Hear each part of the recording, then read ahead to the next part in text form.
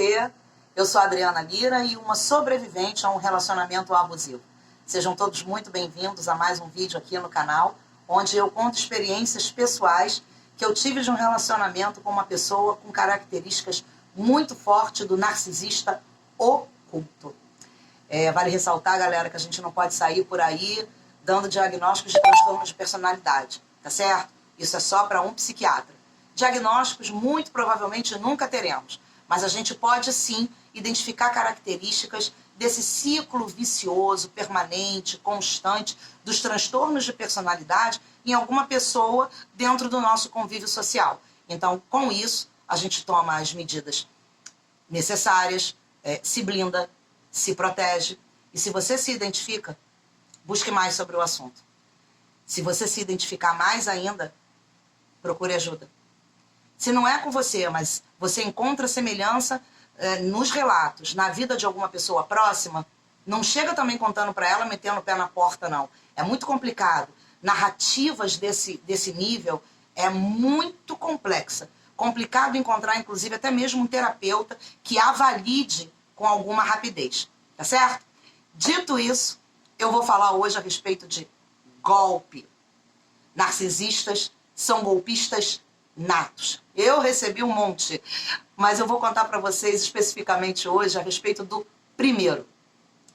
Era 1996 e eu já não trabalhava mais, eu tinha já um filho pequeno, então eu tomava conta da casa, tomava conta da criança, né? E ele trabalhava com o pai num estabelecimento comercial, que era desse pai, dentro de uma instituição, tá?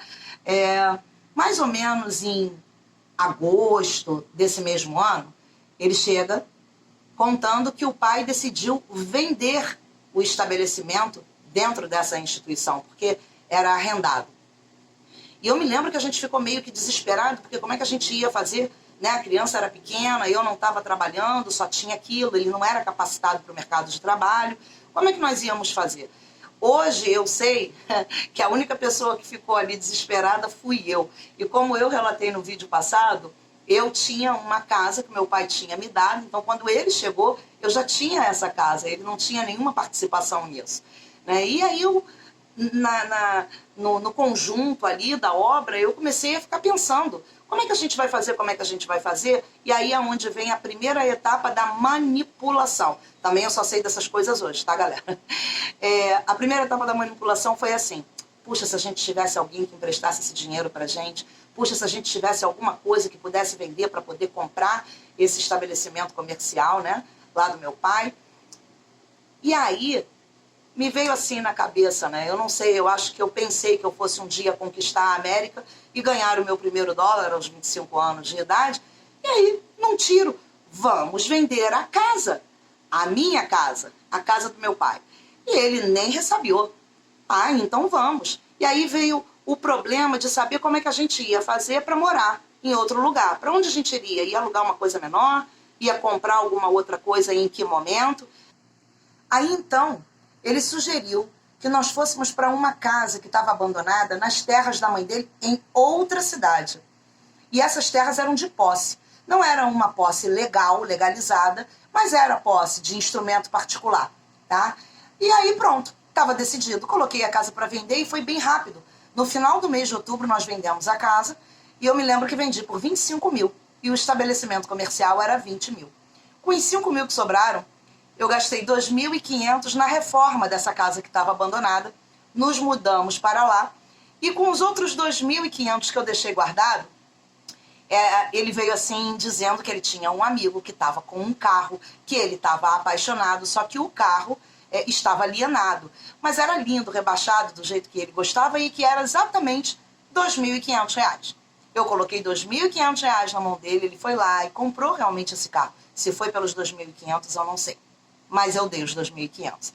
E ele comprou o carro, estávamos todos felizes, a família busca-pé, dentro de uma casa que não precisava pagar aluguel, o carro estava de volta na porta e agora com um estabelecimento comercial próprio, onde ia suprir as nossas necessidades financeiras. Não é isso? Pagar as nossas contas. Só que era final de ano. E essa instituição fechava as portas no final de ano e só retomava as atividades no mês de fevereiro do outro ano. Então ele aguardou. O golpe estava dado. Ele já havia me isolado da minha cidade, da minha família, dos meus amigos, e já havia me levado para essa casa.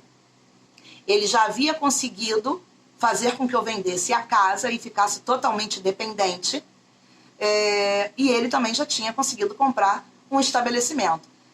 Ele estava pronto para dar o descarte. Não é um término, não é um fim. Não é assim que funciona com as pessoas narcisistas. Não é assim.